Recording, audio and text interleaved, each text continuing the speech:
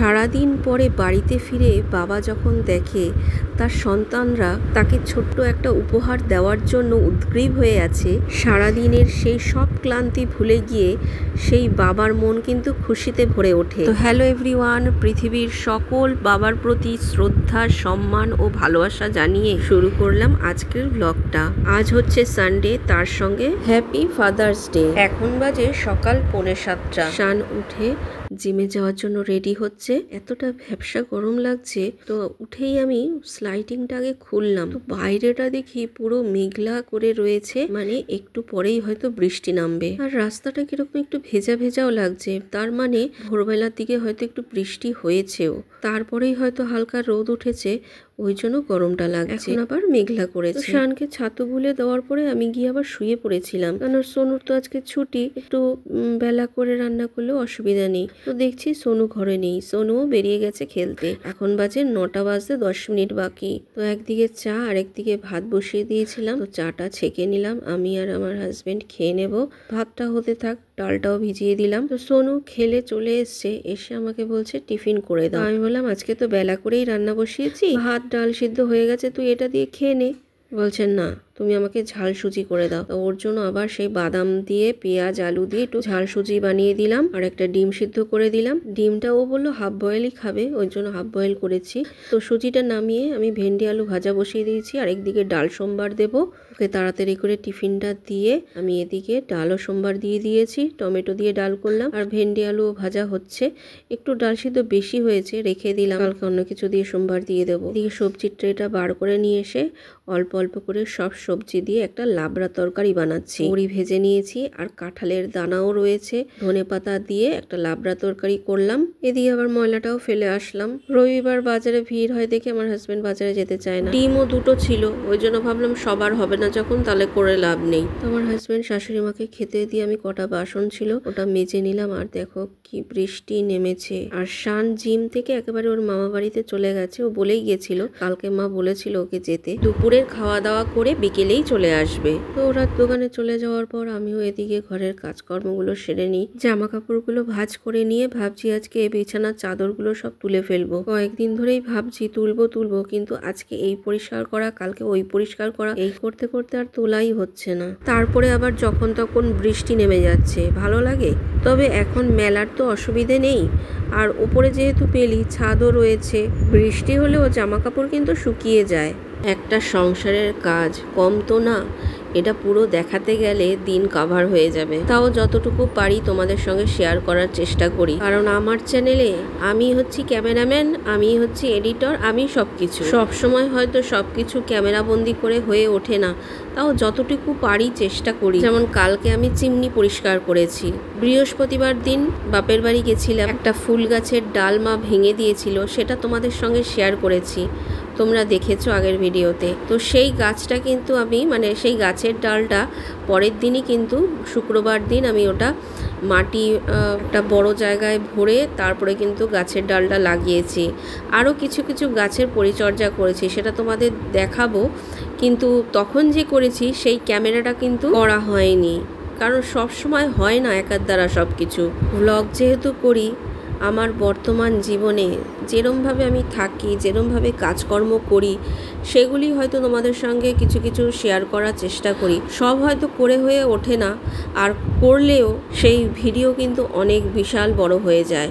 তো যাই হোক, কিছু কিছু ভিডিও করা আর তোমাদের সঙ্গে শেয়ার করা, ভালো মন্দ সব কিছুই।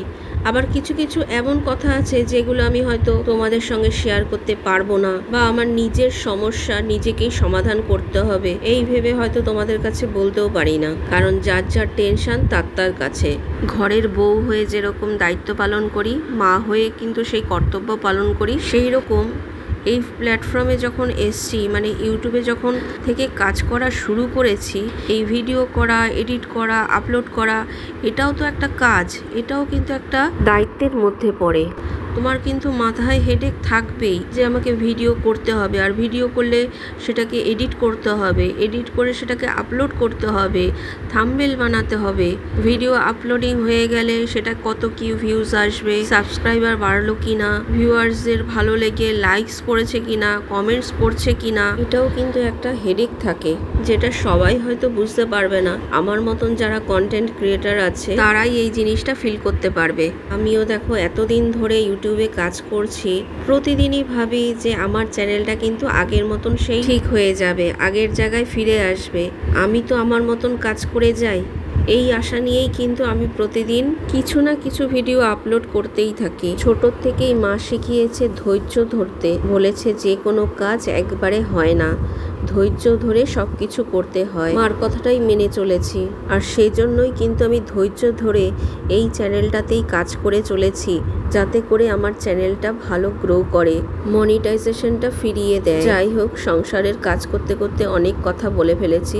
তো তোমাদের যা বলছিলাম, দেখো মানি প্ল্যান্টটা যেটা জলে আছে সেটাও আমি জারটাকে ধুয়ে নতুন করে জল দিয়ে গাছটাকে রেখেছি, দু একটা পাতাও গজিয়েছে। আর এইখানে যে গাছটা রয়েছে মাটির মধ্যে, ওপর থেকে অনেকটা লম্বা হয়ে গেছিল, ওটা আমি কেটে দিয়েছি।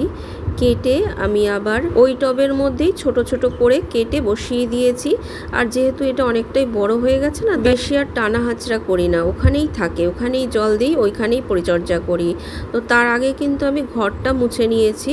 এবার চলো বাইরে যাই, গাছটা লাগিয়েছি তোমাদের দেখাই। দেখো এখন আবার হালকা হালকা রোদ উঠেছে, বলি না এই রোদ এই বৃষ্টি কখন কি হয় বলা মুশকিল।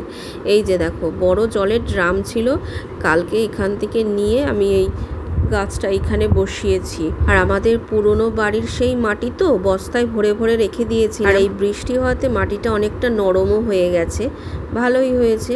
আর এই গাছটাও অনেকটা বড় হয়ে গেছে, এটাও রথের মেলার থেকে কিনেছিলাম। আর অ্যালোভেরা গাছটা তো মায়ের ওখান থেকে নিয়ে এসেছি, ওটাও বড় হয়েছে একটু। এই গাছটার টবের মধ্যে না আমার শাশুড়ি মা আবার একটা তুলসী গাছ বসিয়ে দিয়েছে, তো আমি জানি না দুটো গাছ একসঙ্গে রেখে দিলে কিছু হবে কি না। তো যাই হোক, জামা কাপড় চাদরগুলো কেচে মেলে দিয়ে এসে তারপরে পুজো করে নিলাম। শান্ত মামা বাড়িতে রয়েছে, আর সোনু একটা দিন ছুটি থাকে বলে ও সারাদিন বাইরে বাইরে ঘোরে, মানে সকালবেলা খেলে এসে এসে স্নান করে ব্রেকফাস্ট করে একটু বিশ্রাম করতে না করতেই আবার ঘুরতে বেরিয়েছে। তারপরে দুপুরে এসে খেলো, খেতে বসার সময় ও আবার একটা ডিম পোচ করে নিয়েছে। তো বিকেলে শান চলে এসছে, কত কিছু পাঠিয়ে দিয়েছে দেখি তুলে। ডিম কাই, সেদিন এটা এত ভালো হয়েছিল, আবার করে দিয়েছে। চিংড়ি দিয়ে তরকারি একটা সবজি, চপ ভাজা, চপগুলো হালকা ভাজা ছিল তাই আর একটু ভেজে নিয়ে টিফিনে খেলাম। আর এটা কিন্তু মোচার চপ পাঠিয়েছে মা। আর রাতের জন্য আমি দেখো আলু দিয়ে পেঁপে দিয়ে তরকারি করেছি, যদিও এটা কারো পছন্দের না, তাও করলাম। সবসময়ও সব ভালো ভালো রান্না খাবে আর এগুলো খেতে চাইবে না, ওই জন্য আজকে এইটাই করলাম। একটু পেঁয়াজ কেটে নিয়েছি আর রুটি করলাম, আর একটু মিষ্টি আছে। আর মায়ের রান্নাগুলো সব রেখে দিলাম, কালকে আর সকালবেলা আমার তাড়াহুড়ো করে রান্না করতে হবে না, ওটাতেই হয়ে যাবে। আজকে রবিবার বলে হাজব্যান্ড তো বাজারে গেল না, ভালোই হয়েছে, মা এত কিছু রান্না করে পাঠিয়েছে। কালকে বাজার কখন আসবে, মানে সবজি তাও মোটামুটি আছে, মাছ টাছ কখন আনবে তারপরে রান্না করবো, তার থেকে ভালোই হয়েছে রান্না করে দিয়েছে। কালকে আমার রান্নার চাপটাও একটু কম থাকবে, মানে রান্না ধরো করতেই হবে না। যাই হোক, ভাত টাতগুলো একটু একটু করতেই হবে। আর তারপরে বাজার থেকে যদি কিছু আনে রান্না করলে করলাম, না করলে রেখে দিলাম, তো ভালোই হয়েছে। আর সেভাবে রান্নাও আজকে করিনি যে কালকের জন্য রেখে দেবো, হ্যাঁ, কারণ রবিবার আসলেই তো একটু বেশি করে রান্না করি, সোমবার রান্নার চাপ একটু কমই থাকে। আজকে তো সেরকম কিছুই রান্না করিনি বলতে গেলে, ওই জন্য মা ওইগুলো দিয়ে দিয়েছে, আমার টেনশন মুক্ত হয়েছে।